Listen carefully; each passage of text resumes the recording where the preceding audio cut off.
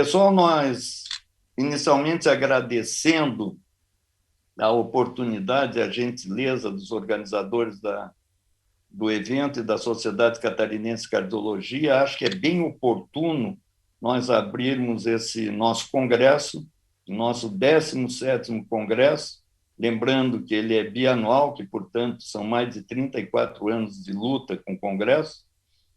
Nós vamos tratar de um tema de especial importância, que é a prevenção cardiovascular. E acho que os nomes foram muito bem escolhidos para nos ajudar. Nós vamos ter a participação do Dalton, que vai falar de coisas, todos eles vão falar de coisas muito interessantes e muito pertinentes, e que nós vamos tratar disso a cada tempo. Não precisamos apresentar demais esse pessoal, porque eles são por demais conhecidos de todos nós, da cardiologia catarinense, brasileira e, pasmem vocês, internacional. Então, nós vamos começar, eu acho que o primeiro orador é o meu amigo Dalton. Dalton, você está com a palavra e, por favor, use o seu tempo, como sempre o faz, da forma mais adequada que você achar. Obrigado. Então.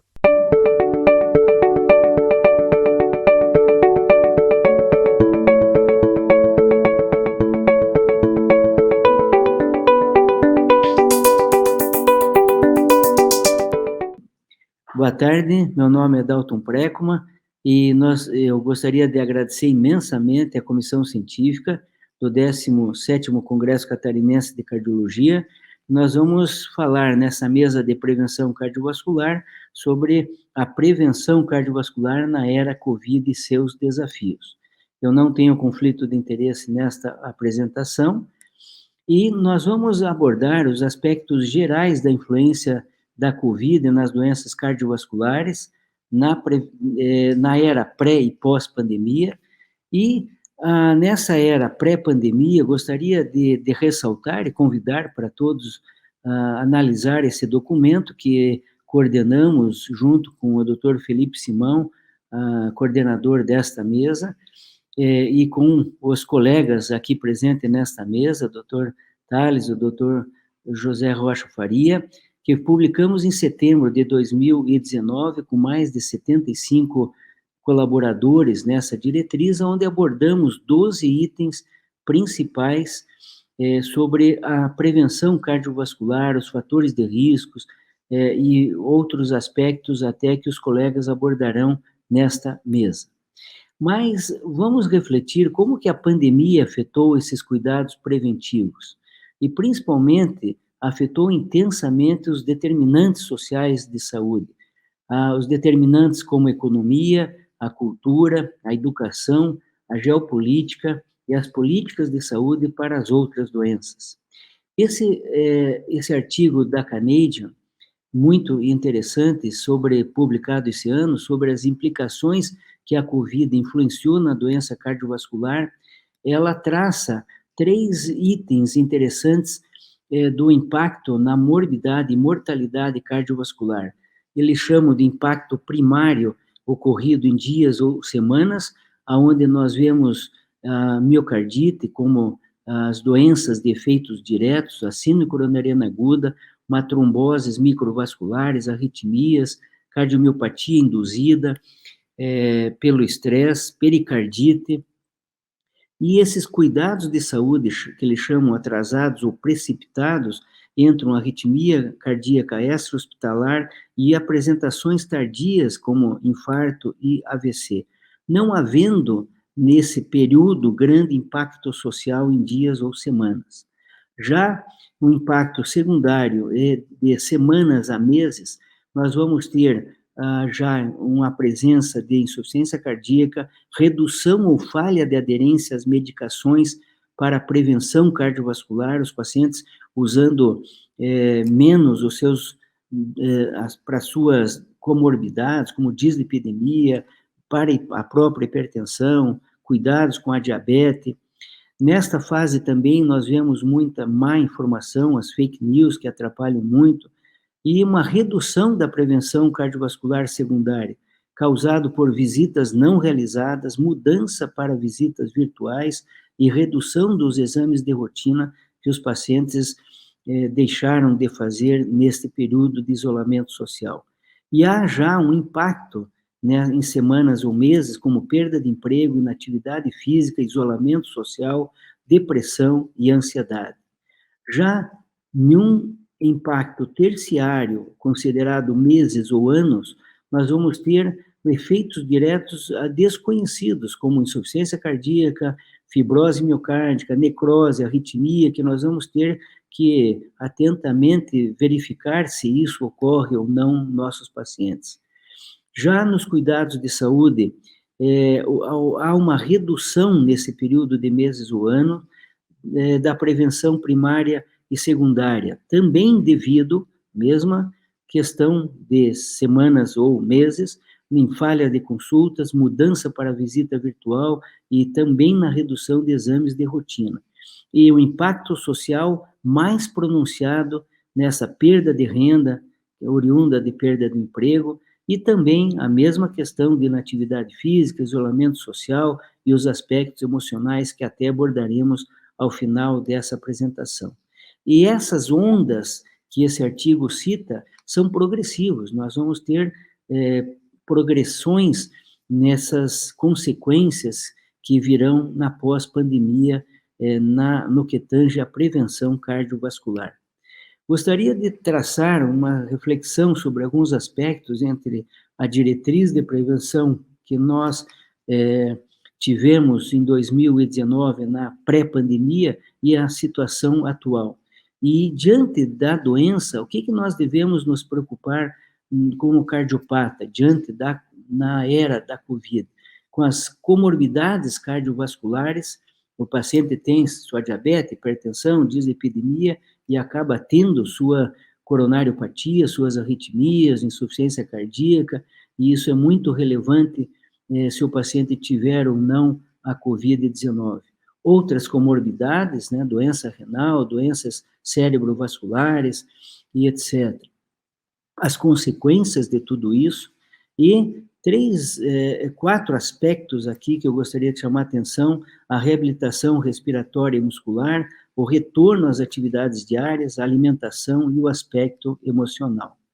Nesse relato, nesse artigo, eles tratam as comorbidades junto à Covid. E veja que logo no início da pandemia, a hipertensão, a diabetes e a coronariopatia foram os maiores determinantes de comorbidades nesses pacientes.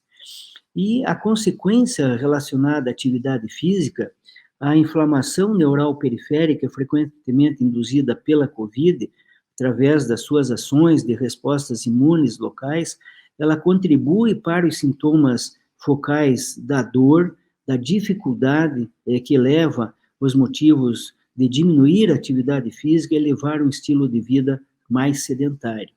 Até 1/3 dos pacientes necessitarão de reabilitação mais prolongada.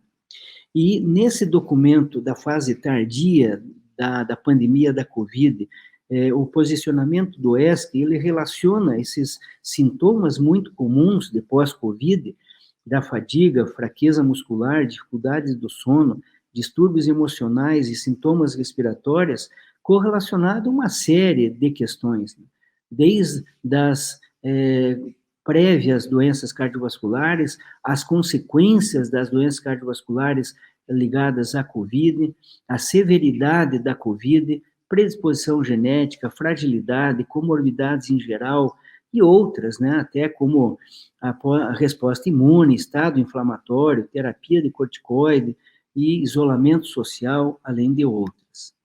E é muito interessante, nesse artigo do Geroscience, publicado o ano passado, onde eles correlacionam essas questões do estilo de vida modificado pela pandemia, onde a pessoa ficou mais em casa pelo isolamento social, fazendo com que houvesse uma diminuição da atividade física, uma diminuição da parte relacionada até à sua mobilidade, seus afazeres domésticos, um aumento do tempo que a pessoa permanece sentada, um aumento do estresse e da ansiedade, diminuição da qualidade do sono, diminuição da exposição ao sol, alterações relacionadas à própria alimentação, que eu vou comentar melhor depois. Esses mecanismos de perda de massa muscular levam a uma série de consequências bioquímicas que vão influenciar nas comorbidades. Também essa alteração, a mudança da composição corporal com a perda de massa magra, né, de massa muscular e diminuição da função dessa relacionado à sarcopenia, fazendo com que haja na sequência uma obesidade sarcopênica, e isso impactando, então, em processos inflamatórios, estresse oxidativos, que vão culminar também com os outros aspectos que mencionamos. E a longo prazo, nós podemos ter consequência de aumento das doenças cardiovasculares, piora da diabetes, da osteoporose, de fraturas, declínio da cognição, aumento da depressão, da fragilidade, diminuindo a qualidade de vida. E as recomendações que esse artigo traz é muito interessante, desde de atividades diárias em casa, né, aumento dos afazeres domésticos, exercícios de resistência, andar em casa, e recomendando sempre uma qualidade da alimentação que deve ser aprimorada, bem como algumas suplementações que são muito úteis, como a suplementação de leucina, creatina, óleo de peixe, vitamina D, que são importantes nesse contexto. Esse artigo ressalta muito bem os efeitos do lockdown na perda de massa magra, né, na sarcopenia, dessas crises catabólicas que são progressivas, e vocês vejam que com 8,5 horas que eles citam no artigo de repouso, nós vamos ter um aumento da massa gordurosa, e se nós diminuirmos 3 horas de sedentarismo, nós já podemos ter uma redução nesse tecido gorduroso. Fazendo uma correlação entre a diretriz de 2019 e o grupo da Sociedade Brasileira de Medicina de Exercício e Esporte, e o DERC, e o grupo de estudo em cardiologia do esporte, onde lançaram as orientações da pré-participação cardiológica após a COVID, esses documentos são correlatos em uma coisa interessante, que nós temos que separar o que é sedentarismo, atividade física, exercício e esporte. Isso tem conceitos diferentes aqui. Por exemplo, atividade física é qualquer movimento corporal produzindo gasto energético. Já um exercício é uma atividade estruturada, repetitiva, com o objetivo de manter a aptidão física, estética, corporal e saúde. Diferente também do esporte, que já tem uma regra de competição e assim por diante.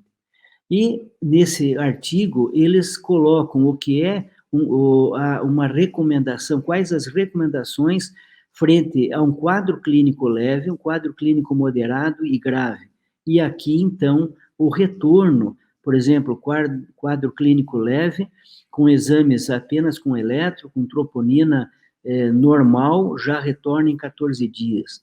Quadro clínico moderado, também eletro, troponina, eco, um teste de esforço. Se normal, após 14 dias retorna, se assintomático, se não, reavalia em 60 dias. Já num quadro clínico grave, nós temos que avaliar, às vezes, até considerando uma ressonância nuclear magnética, e retorno já com um prazo mais a médio prazo, reavaliando depois de 60 dias.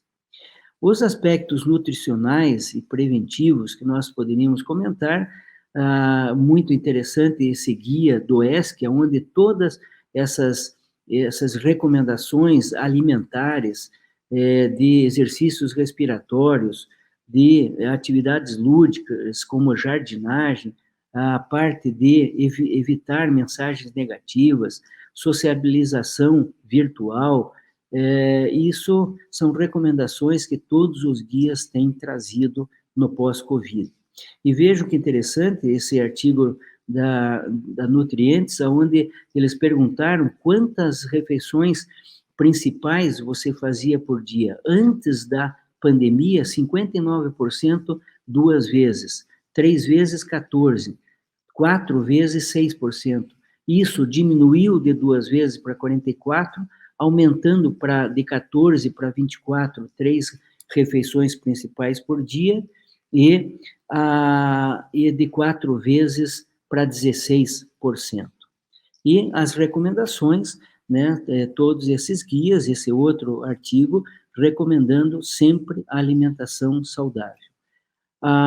O nosso amigo José Rocha Faria foi um dos autores principais dessa recomendação de obesidade em Covid, essa diretriz, aonde também ressalta essa alimentação saudável associada a evitar alimentos ultraprocessados, distúrbios mentais, aumentar a atividade física e cuidar, então, com o excesso de peso, que é muito importante. Esse documento que eu convido também a todos a lerem.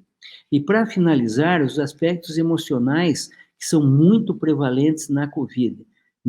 Dessa meta-análise de 31 estudos, com 5.000 pacientes, 45% tem depressão, 47% ansiedade, 34% distúrbio do sono. E nisso, a nossa diretriz tem um capítulo muito interessante de espiritualidade, onde pratica esses elementos básicos de perdão, gratidão, meditação, relaxamento, cuidados com a depressão e resiliência, com questionários específicos, fazendo, então, que a gente tenha que praticar um pouco mais de espiritualidade, respeitar as religiões, as crenças, e isso ajuda de sobremaneira as doenças. Em consideração finais, então, a prevenção cardiovascular teve um grande impacto com a pandemia, impacto este mais negativo. Apesar das mudanças globais e nos hábitos das pessoas, a prevenção é fundamental para evitar complicações na era da pandemia, já que as comorbidades cardiovasculares são as que possam complicar nos pacientes de COVID. E esses pilares, a hipertensão, diabetes, dislipidemia, atividade física, obesidade e os aspectos emocionais são os fatores preventivos a serem muito bem trabalhados em qualquer cenário, apesar dos grandes desafios que a Covid nos trouxe nesse enfrentamento a essa grande problema que a nossa humanidade está enfrentando e vai enfrentar nos próximos anos. Muito obrigado.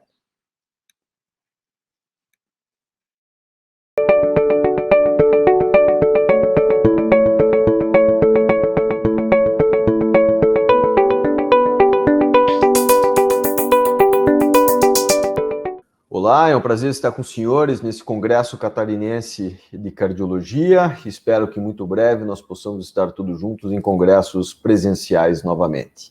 Nós vamos conversar nesses próximos 15 minutos, dentro da área de prevenção cardiovascular, que é o intuito dessa mesa.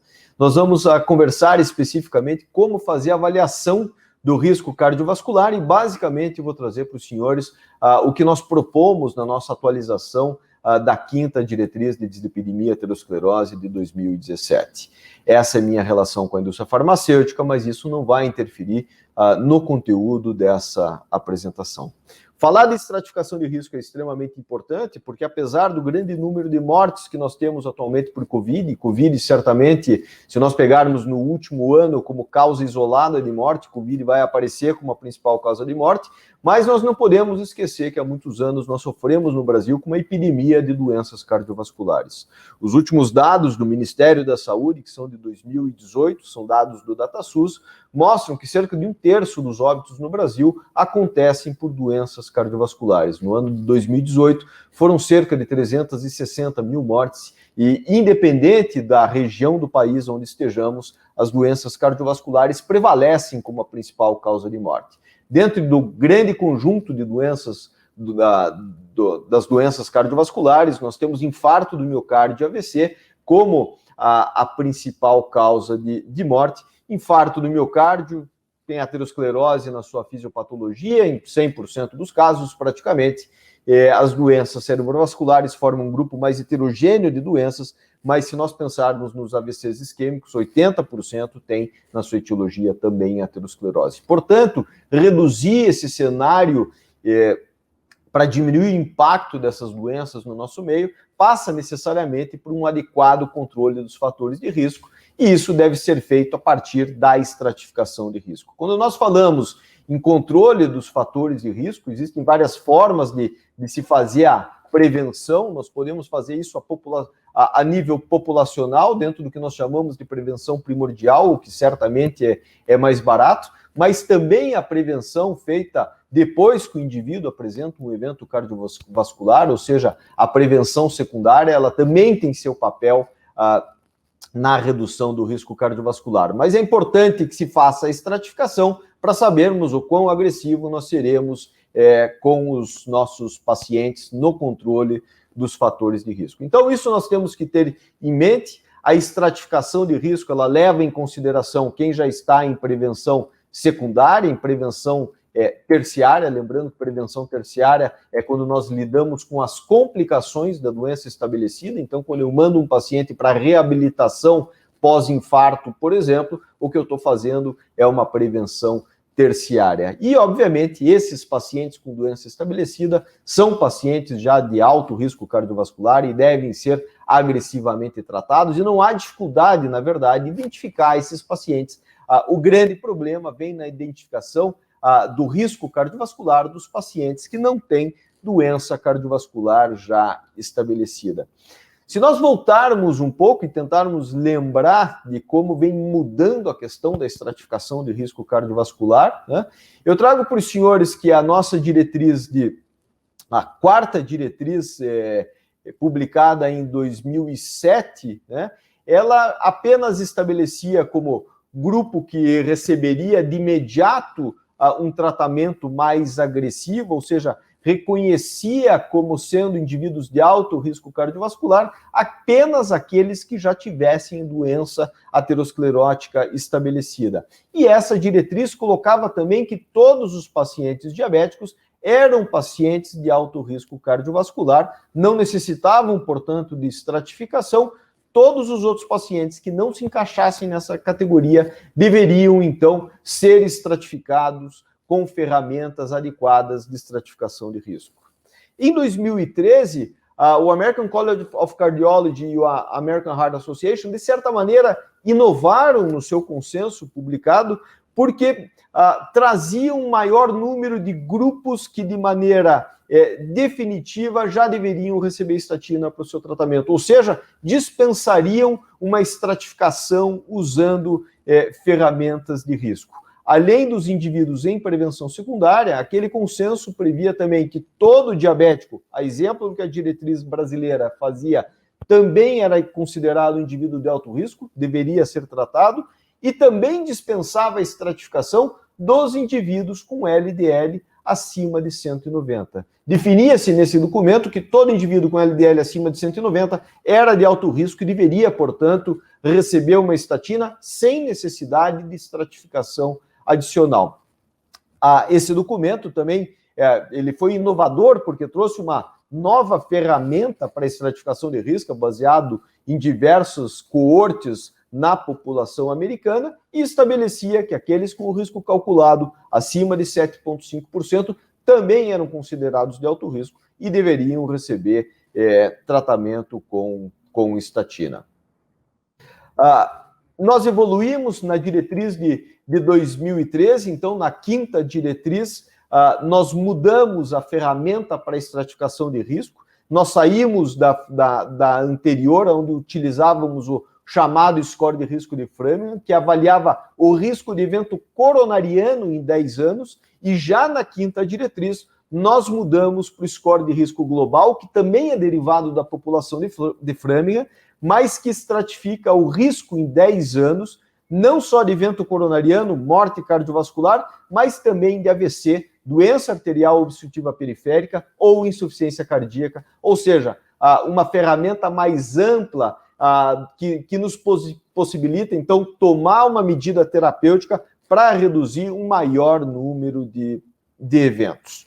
Mas eu trago para os senhores, então, o que propõe a nossa diretriz atual, que é a atualização feita da 5ª diretriz. Nós publicamos esse documento em 2017 e é dessa maneira que nós, do Departamento de Aterosclerose, ainda preconizamos a estratificação de risco. Primeiro, mantém-se aqui a ideia de um grupo de mais alto risco. Na verdade, essa diretriz nossa de 2017, ela inovou em termos mundiais, porque foi a primeira grande diretriz propondo não uma categoria de alto risco, mas uma categoria de muito alto risco, que são os indivíduos com doença aterosclerótica estabelecida. Tenham esses indivíduos apresentado evento cardiovascular prévio ou não. Pode ser apenas a evidência de uma obstrução acima de 50% em qualquer território arterial. A nossa diretriz dispensa, portanto, uma estratificação utilizando qualquer score para esses pacientes. Eles são considerados de muito alto risco cardiovascular e a meta de LDL desses pacientes é abaixo de 50 miligramas por decilitro. Nessa nova atualização, nós mantemos a categoria de alto risco, mas agora formada não mais pelos indivíduos com doença estabelecida, esses reforços fazem parte do grupo de muito alto risco, mas os indivíduos de alto risco são aqueles com evidência de aterosclerose subclínica, aneurisma de aorta abdominal, doença renal crônica determinada por taxa de filtração glomerular abaixo de 60, LDL acima de 190 sem doença estabelecida, ou então diabetes mellitus com a presença de estratificadores de risco. Então, alguns comentários aqui. E todos esses indivíduos são indivíduos com LDL, tem que atingir uma meta de LDL abaixo de 70. Então, aqui a gente também não precisa, nós estamos estratificando de certa maneira, não com o uso de uma ferramenta de cálculo de risco, mas sim por uma condição clínica. Reforço que a atualização da 5ª diretriz deixa de lado, então, a ideia dos fatores agravantes que nós utilizávamos anteriormente. Por quê? Porque a presença de muitos dos fatores agravantes utilizados anteriormente agora passam a ser considerados já condições de alto risco, dispensa estratificação adicional. Um ponto diferente também nessa diretriz é que nós deixamos de considerar, então, todo diabético como sendo de alto risco cardiovascular. Isso faz sentido, deixar de lado a ideia de que todo diabético tem um risco cardiovascular equivalente ao indivíduo que tenha um infarto prévio. Porque isso seria dizer que a partir do momento do início do diabetes, naquele exato momento, o risco cardiovascular se igualou ao de um indivíduo com infarto. E nós sabemos que, na verdade, isso pode levar alguns anos para acontecer. Na verdade, o diagnóstico do diabetes acaba vindo um tempo depois de esse indivíduo realmente se tornar diabético. E para que esse indivíduo diabético tenha um risco equivalente de um indivíduo que já teve infarto prévio, nós temos aí cerca de 8, 10 anos de evolução do diabetes. Então, essa diretriz propõe alguns estratificadores de risco, inclusive para o paciente diabético, para colocá-lo já na categoria de alto risco. E aqui, reforço que um tempo de diagnóstico acima de 10 anos já coloca o diabético como sendo de alto risco. Para todos os outros indivíduos que não se encaixem dentro dessa categoria, nós fazemos, então, a utilização do score de risco global, que eu reforço, vai fazer o cálculo do risco absoluto de morte cardiovascular, evento coronariano, AVC, desenvolvimento de doença arterial obstrutiva periférica sintomática ou insuficiência cardíaca num período de 10 anos. A ferramenta é de fácil uso, eu reforço que existe disponível para instalação no seu smartphone, seja através pode baixar na Apple Store, no Google Play, mas facilita muito o cálculo do risco. Nós entramos nessa ferramenta com as características clínicas do paciente, que são avaliadas no score de risco global, e o nosso aplicativo já dá a categoria de risco do paciente e já indica também qual a meta de LDL e qual a redução de LDL que deve ser atingida em termos percentuais. Mais do que isso, reforço, o aplicativo também já dá qual seria o tratamento recomendado em termos de intensidade da estatina a ser usada, né? Mas, em suma, o que o aplicativo faz é colocar na categoria de baixo risco, aqueles indivíduos que têm um risco calculado acima de 5%, risco moderado seriam homens entre 5% e 20%, mulheres entre 5% e 10%, e alto risco acima disso. Outras diretrizes que vieram depois da nossa, que foi publicada em 2017, seguem mais ou menos a mesma linha, então, de identificar um maior número de condições clínicas que dispensam estratificação, já colocando indivíduos em categorias de risco pré-determinado. Então, essa é a diretriz europeia de 2019. Ela, a exemplo da nossa, indivíduos com doença estabelecida já cai na categoria de muito alto risco, indivíduos com hipercolesterolemia familiar, diabéticos sem lesão em órgão-alvo já caem na categoria de alto risco, e para os outros indivíduos o que se faz é a estratificação com uma ferramenta de risco. Eles não usam o score de risco global, como nós usamos, usam o score, mas, enfim, o racional é exatamente o mesmo. Então, é nesse cenário que nós estamos hoje, de estratificação de risco, condições clínicas colocando os pacientes em quadros de muito alto risco, e para os outros indivíduos nós vamos fazer estratificação de risco usando, aqui no Brasil, a ferramenta do score de risco global. Fora do país existem outras ferramentas, o score usado na Europa e a ferramenta própria desenvolvida pelo American College e pela American Heart. Antes de finalizar, eu queria trazer para os senhores um conceito muito importante, que é a questão do score de cálcio, do que vem se chamando do The Power of Zero, ou seja, a força do zero, o que representa exatamente ter um score de cálcio zero. Esse foi um conceito muito reforçado na última diretriz americana publicada em 2018. Nesse documento, eles traziam que os indivíduos acima de 40 anos, com colesterol acima de 70, porém abaixo de 190, com risco calculado entre 7,5% e 20%, que se houvesse dúvida na utilização ou não de estatina, de que o score de cálcio deveria ser realizado. E eles reforçam que o score de cálcio zero, que no paciente com score de cálcio zero, eu posso postergar, eu posso deixar de lado o tratamento com a estatina, com exceção dos pacientes tabagistas, diabéticos ou com história familiar importante de eventos cardiovasculares precoces. Isso foi feito baseado principalmente em dados de estudos como o estudo MESA, que mostram que indivíduos com score de cálcio zero têm um risco de evento cardiovascular muito baixo. O MESA avaliou, mas essa é uma publicação de 2016 do Circulation, segmento de 10 anos de quase 7 mil pacientes de risco médio calculado em torno de 13%, então seria um risco intermediário, e o que nós vemos é que aqueles indivíduos que tinham score de cálcio zero tiveram uma incidência de apenas 1,7% de evento coronariano duro, ou seja, morte por infarto ou infarto não fatal, uma incidência muito baixa nesse período de 10 anos, e dentre diversos outros discriminadores de risco, a melhor performance para reestratificar os pacientes definitivamente foi do score de cálcio zero. Então, isso é algo que nós devemos também incorporar à nossa prática clínica. Eu queria finalizar lembrando que é fundamental que façamos a correta estratificação de risco dos nossos pacientes, e trago aqui uma frase do que é considerado o pai da cardiologia preventiva, o Dr. Paul Dudley White, que no início do século passado disse que um ataque cardíaco depois dos 80 anos é um ato de Deus. Antes dos 80 é uma falha da medicina. Obrigado pela atenção dos senhores, e nós vamos ter um tempo posteriormente para discussão. Muito obrigado.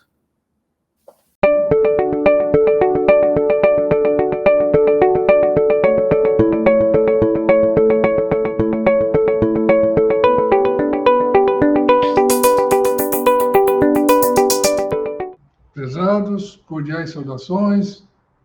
O tema é de grande relevância, infelizmente pouco abordado nas nossas atividades científicas. Lembrando que, nessa questão das mudanças climáticas, controle de poluição do ar, nós temos que considerar os poluentes de efeito local, como os emitidos pelos veículos automotores, por exemplo, e os poluentes de efeito climático global, que vão para a atmosfera e se acumulam, formando o efeito estufa. Ambos contribuem para um prejuízo da saúde, tanto de forma crônica quanto aguda. Tanto para o ambiente interno quanto para o ambiente externo, os elementos são os mesmos, em termos de gases, material particulado, sendo que nos países em desenvolvimento, subdesenvolvidos, ainda existe uma grande prevalência de uso de carvão, de madeira, e isso poluindo o ar ambiente interno. Mas nos países industrializados, desenvolvidos, ainda existe uma grande participação dos combustíveis fósseis, como o diesel, por exemplo. Esse é um documento muito importante, elaborado por sociedades de grande relevância, como o World Heart Federation, American College of Cardiology, American Heart Association, European Society of Cardiology, elaborado pelo grupo especialista em poluição do ar. E um aspecto importante é que os fatores relacionados ao meio ambiente, eles estão entre os 12 principais responsáveis pela mortalidade global, pela mortalidade total. E a poluição do ar se equivale ao do cigarro, por exemplo. O ar poluído pode causar tanto problemas de natureza crônica, no caso, remodelamento do miocárdio, fibrose, progressão de aterosclerose coronária carotídea, como agudo, culminando em exposição poucos dias a um ar muito poluído, culminando em síndrome coronária aguda, acidente vascular cerebral, descompensação de ciência cardíaca, arritmias e mortalidade e, consequentemente, hospitalizações também, né, com custo elevado. Então, esses problemas devem ser considerados. Esse é um trabalho importante que mostra a participação do homem na mudança climática. Foi um estudo desenvolvido em 732 cidades e 43 países entre 91 e 2018. Mostrou que 37% das mortes relacionadas ao calor estavam relacionadas à mudança climática antropogênica. Houve variações geográficas importantes, variando entre dezenas a centenas de mortes por ano em diversos locais, e mostrou a importância de estratégias de saúde, tanto estratégias populacionais como individuais, que reduzam esse problema, que causem minimização desse problema. A conclusão desse estudo, uma das conclusões, foi que em 732 cidades, a análise dos dados de 15 anos mostrou que no Brasil, mais de 1% das mortes, e em cidades da Europa Central, cerca de 3%, já são ocasionados pelo impacto climático. Esse é um outro estudo importante, que mostra que existe uma grande proporção, uma grande quantidade de crianças com menos de 5 anos no mundo que estão expostas a um ar ambiente nocivo, a um ar ambiente com grande concentração de material particulado de 2,5 micra ou menos. E isso tem uma influência grande na expectativa de vida da população, de modo que a baixa exposição ou a intervenção precoce reduz consideravelmente a mortalidade, consequentemente, aumenta a expectativa de vida quando compara com os grupos de exposição tardia ou que permanecem expostos durante toda a vida. E as políticas devem ser adotadas, seja em termos populacionais, seja em termos individuais, para reduzir essa gravidade dos problemas cardiovasculares relacionados ao ar poluído. Esse é outro estudo muito interessante, realizado em 652 cidades, publicado no New England, em 2019, que relacionou as concentrações no material particulado 10 micra ou menos, e 2,5 micra ou menos, na mortalidade por todas as causas, causa cardiovascular e respiratória. Então, esse estudo mostrou que apenas 2 dias de aumento da concentração desse material particulado, PM10 e PM2,5, aumentaram de forma significativa a mortalidade por todas as causas, cardiovascular e respiratória, e a conclusão do estudo é que existiu uma independente associação de curto prazo, de apenas 2 dias, da maior concentração da PM10, PM2,5, na mortalidade total, e cardiovascular e respiratória.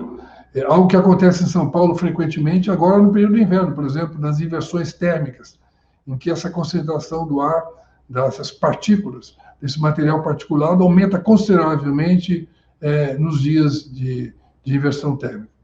E mostrando as curvas, né, quando a gente compara o que é o ar, a qualidade do ar proposta pela Organização Mundial de Saúde, quando esse limite é ultrapassado, a gente percebe que existe um crescente aumento de mortalidade, seja por partícula 2,5 ou PM10, né? As curvas são semelhantes, de modo que a mortalidade aumenta proporcionalmente a essa concentração inadequada. Essa poluição do ar está relacionada não somente a doenças cardiovasculares, pulmonares, mas também a doenças metabólicas, como diabetes, ao câncer, né? De modo que é um problema sério de saúde pública.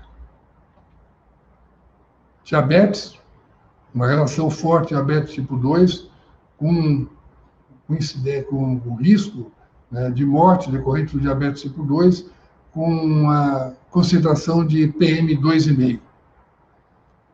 O ar poluído é responsável por cerca de 5 milhões de mortes no mundo, e de modo que aproximadamente 1 de cada 10 mortes tem relação com essa questão. O ar poluído interfere na expectativa de vida, reduz, em média, 1 ano e 8 meses no mundo inteiro, essa é a média, e as crianças nascidas hoje, elas têm uma expectativa de vida 20 meses a menos quando elas estão expostas a um ar poluído. De modo que essa intervenção é muito importante para a gente que mantenha, tente atingir as metas propostas de qualidade do ar propostas pela Organização Mundial de Saúde.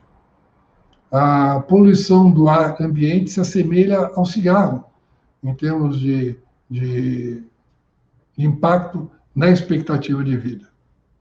E a gente tem que levar em consideração também, não somente o ambiente externo, mas o ambiente interno, como eu já comentei, e os aspectos sanitários. A água, por exemplo, de boa qualidade, é uma questão muito importante.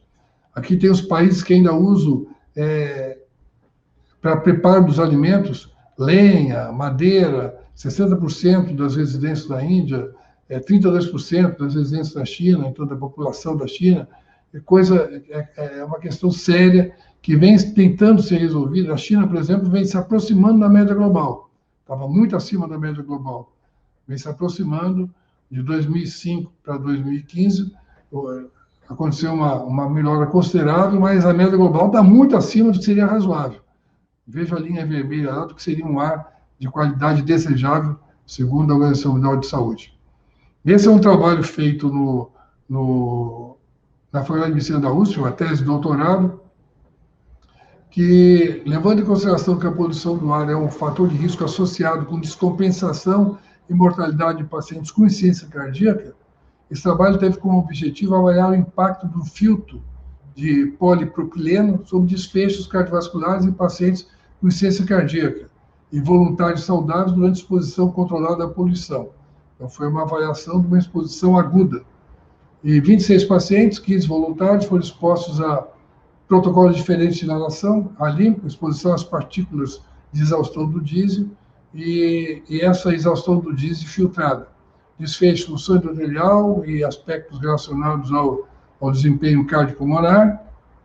E as conclusões foram essas. A poluição do ar afetou adversamente o desempenho cardiovascular de pacientes com insuficiência cardíaca, prejudicou a função endotelial, prejudicou o próprio desempenho do coração, e um simples filtro respiratório pode prevenir a disfunção endotelial, a intolerância ao exercício, o aumento de BNP, associados à poluição de pacientes com insuficiência cardíaca, de modo que o uso de máscaras com filtros tem o potencial de reduzir morbidade associada à insuficiência cardíaca. Portanto, algo recomendável às situações de ar poluído de maneira crítica, como acontece na inversão térmica, como eu já disse, em São Paulo em alguns momentos. Então, além de o paciente usar os seus medicamentos normais, é importante que ele use uma máscara para se proteger também. Essas mudanças climáticas, né, elas têm que ser consideradas como uma questão grave de saúde pública, e essa redução das emissões, o uso mais eficiente de energia, fontes alternativas, influi nos poluentes de efeito local e global, sendo o preço a pagar por essas mudanças muito menor do que o custo a pagar pelo adoecimento de anos de vida, anos de vida perdidos, dias não trabalhados, custos diretos de assistência médica, etc., conforme nos ensina o professor Paulo Saldiva, um grande estudioso das questões do ar ambiente, da poluição do ar e de suas repercussões para a saúde e para a economia. Esse é um exemplo a ser seguido. É o que acontece na Holanda, que existe, inclusive, um circuito de turismo que é possível de ser feito às custas de bicicleta, que não faltam lá.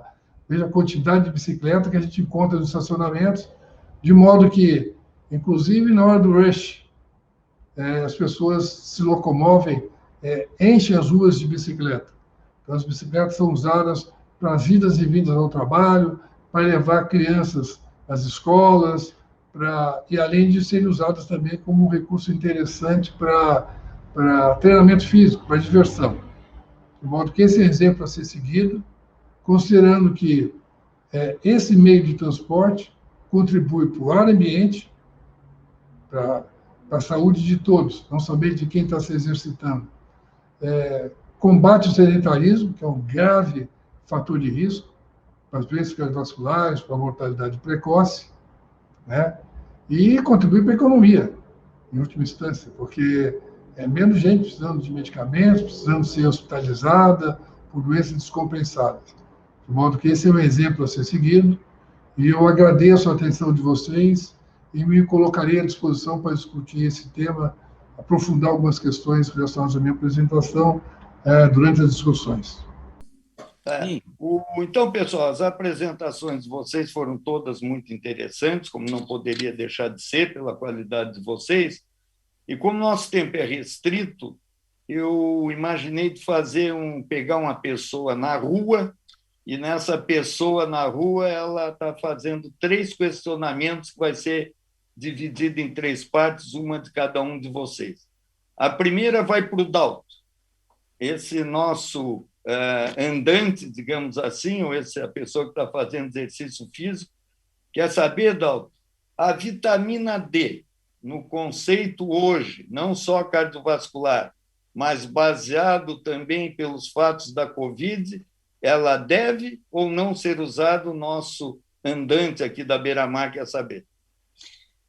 Felipe, recentemente eu revisei só estudos randomizados, duplos cegos, com a vitamina D. Tem 14 estudos no PubMed da semana passada.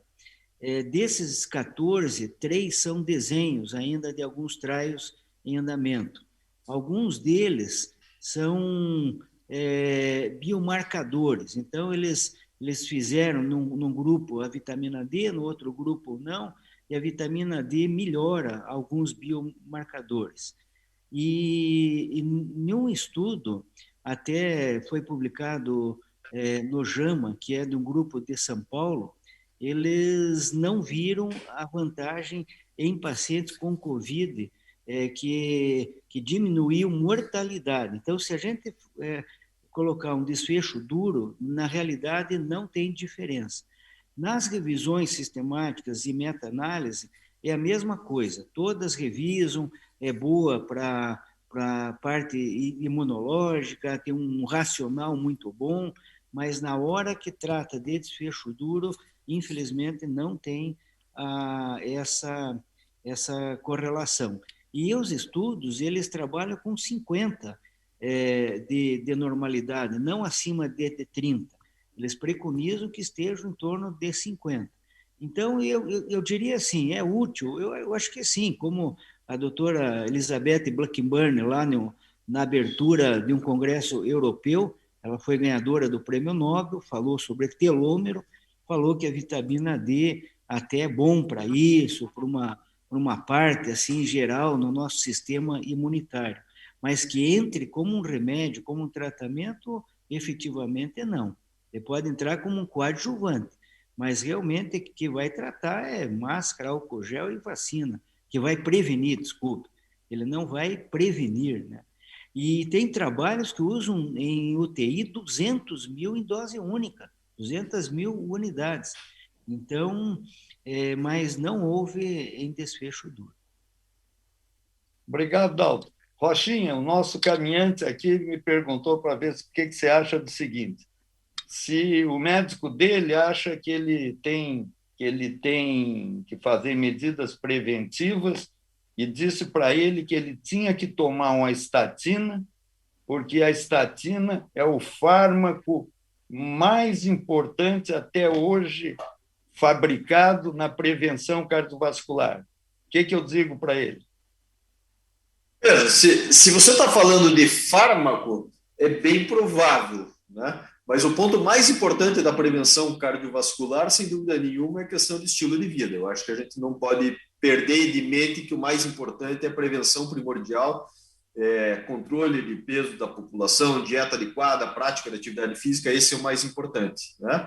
Quanto ao uso de estatina, sem dúvida nenhuma, são drogas que nós conhecemos todo o seu aspecto de segurança, reduzem de maneira muito efetiva o risco cardiovascular, mas o uso depende da correta estratificação. Não é, como qualquer outra medicação, não é medicação para ser usada para todo mundo, né? E muitas vezes eu recebo no consultório pacientes que vêm realmente, doutor, me foi prescrito esse remédio aqui, eu preciso realmente tomar remédio de colesterol, e aí você vai estratificar o risco do paciente, eventualmente faz uma avaliação da aterosclerose subclínica, não existe indicação. Então, é uma medicação fantástica, reduz o risco cardiovascular, desde que usada depois da correta estratificação de risco do paciente. Obrigado. Agora, Tati, para você complicou um pouco, porque o caminhante aqui diz que você está falando que o ar ambiente ele é poluído e é igual fumar e faz muito mal. Então, ele quer saber o seguinte: onde é que ele deve fazer exercício? Na academia ou na rua? Como é que fica a história? Em primeiro lugar, a minha opção há mais de 30 anos foi deixar de fazer em São Paulo e passar a fazer em Florianópolis. Já ganhei, eu acredito que já tenha ganhado alguns meses aí a mais de vida. Veja, em algumas situações, o ambiente interno com filtro é favorável, numa situação de grande poluição. Na China, eu fui a Pequim, para o Congresso Mundial de Cardiologia, no dia que eu tinha que falar, não tinha voz. Me meti a correr lá, sem usar máscara, e sair correndo em volta do hotel lá, deveria ter ficado na academia do hotel. Agora, evidentemente, quando você pensa agora, por exemplo, na pandemia da Covid, o ambiente ao ar livre é muito mais interessante. Eu gosto de correr, apesar de estar chegando aos 50 anos, não de idade, mas de formado em medicina, costumo correr. E correr na esteira eu acho muito chato. Em 30 minutos eu estou de paciência cheia. Ao ar livre, eu medito correndo, entro em... Então, quer dizer, eu acho que a situação, em algumas atividades ao ar livre, corrida, pedalada, a bike, são muito mais interessantes, são muito mais naturais. Você respira um ar, tende a respirar um ar puro quando pode, como numa cidade como Floripa, na beira da praia. Mas em alguns momentos, pandemia, em alguns momentos de ambiente de alta poluição, inverno com inversão térmica em São Paulo, o ambiente interno, desde que haja um filtro, quer dizer, o ar-condicionado seja de boa qualidade, passa a ser mais interessante. Isso é muito relativo. Bom, vocês satisfizeram parcialmente o meu andante aqui, até ele já foi embora, não tenho mais como perguntar coisa para ele. Nós temos ainda alguns minutos que não dá para atender a todos em razão do volume de solicitações a vocês, que eu acho que eu vou tentar resumir isso de uma forma melhor.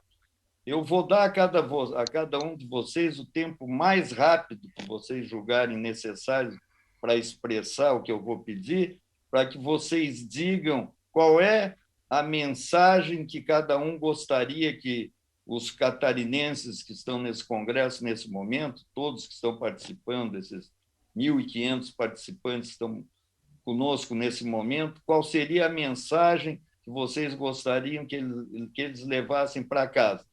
Por uma hierarquia de idade, nós vamos começar pelo mais velho, que já fez uma grande coisa em trocar São Paulo por Santa Catarina, ele levou vantagem enorme, mas não sei se levou tanta vantagem assim quando trocou o Pará por São Paulo. Thales, comece, por favor.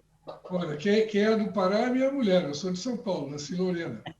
Só que eu sou, às vezes pergunto onde eu sou, eu paro para pensar, porque meu pai era militar, nasci em Lorena, morei em São Paulo, morei no Rio e fui parar em Belém. Mas, encurtando a história, uma mensagem muito importante que a gente tem que considerar o meio ambiente como uma questão fundamental para a saúde, inclusive cardiovascular. E mesmo morando em locais interessantes, como Florianópolis, com ar puro, relativamente puro, a gente tem que pensar em proteção do meio ambiente, já que as queimadas, por exemplo, a agricultura mal direcionada influi no efeito estufa, que acaba influindo na saúde, inclusive cardiovascular, por várias razões.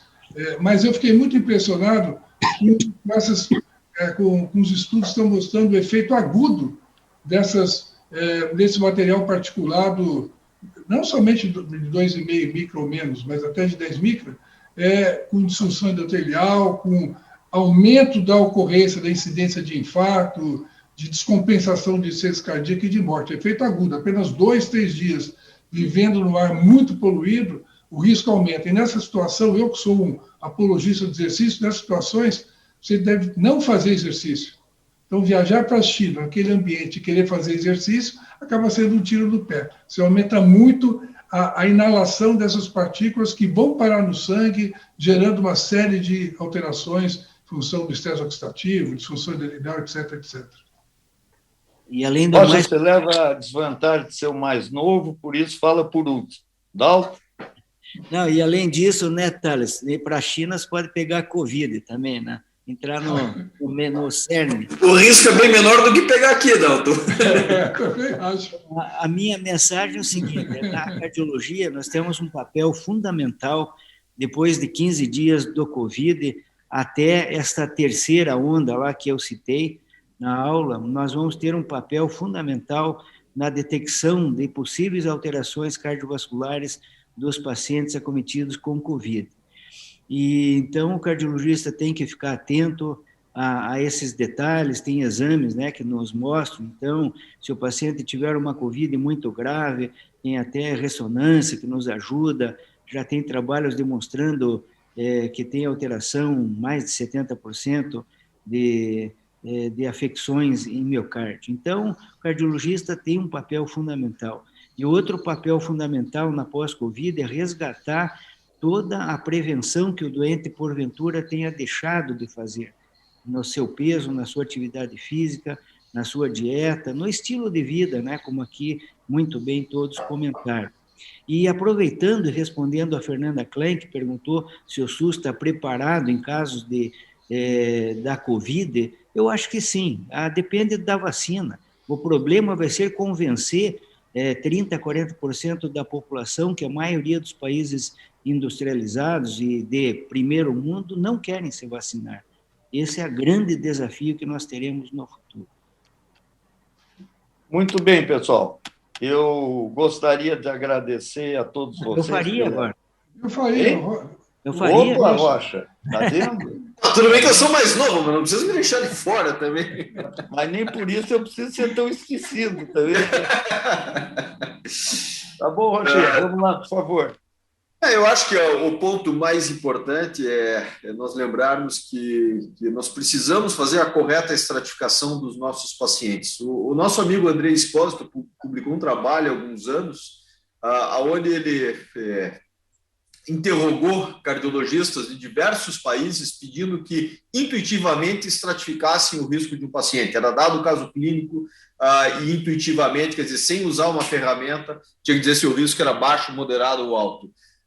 Na enorme maioria dos casos, nós erramos quando intuitivamente tentamos fazer a estratificação de risco dos pacientes. A estratificação tem que ser feita da maneira correta, é lógico, reconhecer aqueles indivíduos que já se enquadram em categorias de muito alto risco, de alto risco, mas para os outros indivíduos é importante que nós usemos ferramentas adequadas para a estratificação de risco para poder tratar esses pacientes de maneira adequada. Nem a mais, nem a menos. Muito bem, pessoal. Eu, mais uma vez, aprendi muito com vocês, eu sempre aprendo, graças a Deus, e acho que vocês foram de enorme importância para o tema que nós acabamos de discutir, quero, mais uma vez, agradecer a gentileza do Congresso de me deixar participar de uma mesa tão boa, agradável, entre amigos como essa de que nós estamos terminando, e era isso. Vamos em frente, colaborem com o nosso Congresso, é um Congresso hoje com 1.500 inscritos. Boa noite para todos e vamos em frente. Obrigado pela enorme colaboração de amizade científica e de relacionamento entre nós. Sempre foi muito boa, diga-se de passagem. Abraço, pessoal. Obrigado. Um abraço, nós que agradecemos. Uma honra estar com vocês, Felipe. Um abraço a todos.